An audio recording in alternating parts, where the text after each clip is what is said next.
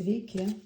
Pažiūrim, ar išsipildys jūsų noras. Sugalvokit norą ir pažiūrėsime, ar išsipildys jūsų noras.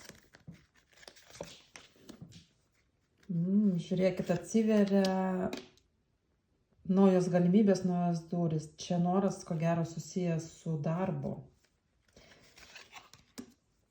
Rodo, kad jūs einate tinkamą linkme ir šitas noras susijęs su darbo, netgi galbūt kelionė, čia pasimatymai su vyru, kuris dirba oficialiuose institucijose. Per šitą vyrą turėtų, tuoj sekundę, jo. Bet šitas vyras nešiojantis kaukę, jisai kažkaip, ar jum neaiški šita situacija?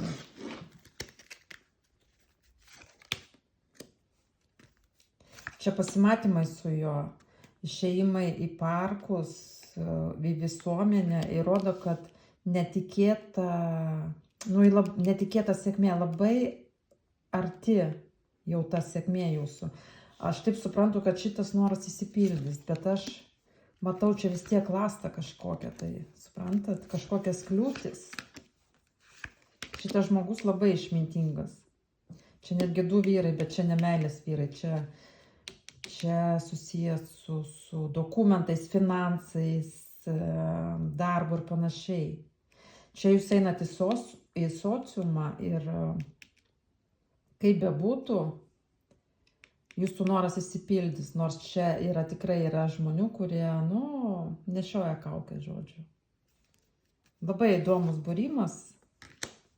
Labai įdomus būrimas. Jūs gaunat va čia žinią apie pinigus, finansinę sėkmę.